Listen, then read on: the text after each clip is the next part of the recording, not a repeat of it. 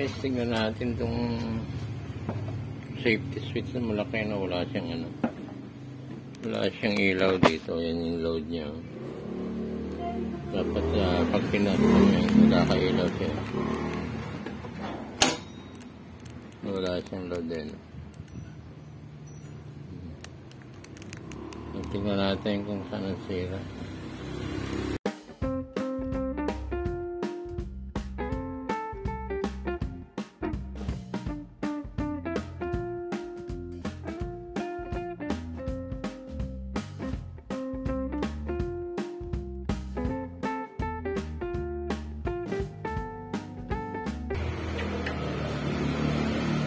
Yun, 234 meron siya sa baba.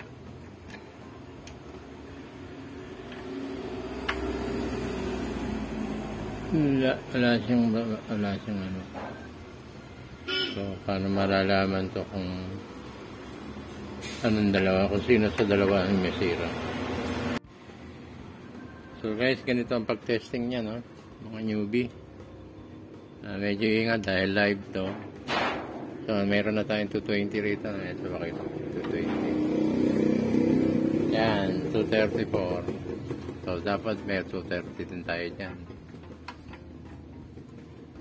So 17 volts lang. So saan nawala? Tapos lagay natin dito yung isa sa baba. Yan, mababa.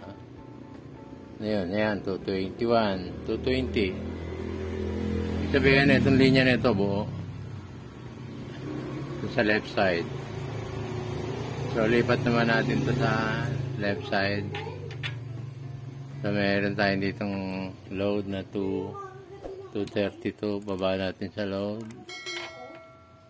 Yan, nabaksak. So ibig sabihin ito ang sira itong side na ito. Wala siyang ipatuloy natin kung medyo nalilito yung mga bago dito. Ito tsaka ito, isang linya to. Ibig sabihin, ito yung line 1, line 2. Yung taas na ito tsaka ito, isa lang na linya yan. So, kung may makaka-measure ka ng 220 dito, 220 rin dito. O may 119 o 220. So, i-measure natin ulit. 234, 233 o 34. So, sabihin, buo ito. Lipat naman natin dito. So, tulad nun, isang linya lang yan. Dapat isang voltahe lang masusukat mo dyan. 233. So, wala. 7 volts. So, patay itong isang linya nito. Ito ang sira mo. Tingnan natin ngayon.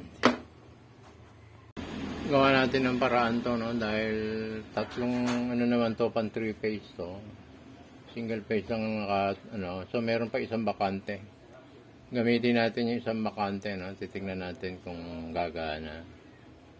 Kasi pag nilipat natin to, live wire to eh. So mag-jumper na lang tayo dito, tsaka titingnan natin kung papasok. Testing muna natin bago natin ilipat, no? Ayan yung tester natin, tingnan natin kung susuko dito. Tapos on ko siya. Yun. Isa ng linya yan dito tayo. Yan.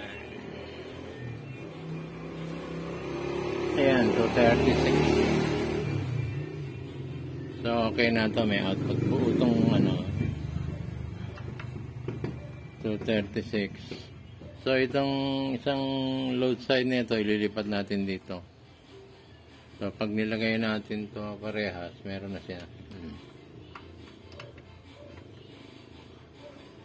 Yan. 226. So, lipat na lang natin to dito. Ngayon ito, i-jumper natin magmula dito kaysa tanggalin natin to.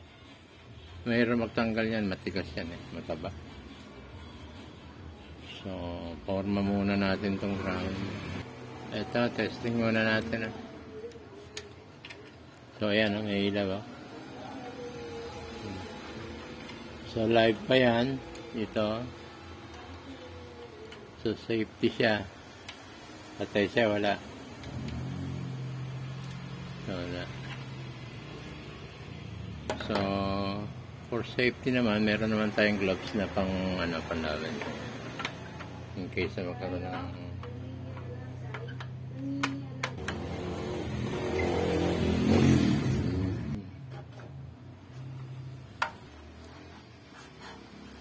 doon yung mahigpit kasi pag hindi mahigpit nag-ano yan nag-iinit. Ngayon yung pan-jumper natin to, ito na lang, 8 rin naman to, mataba. Paano natin hanapin yung isang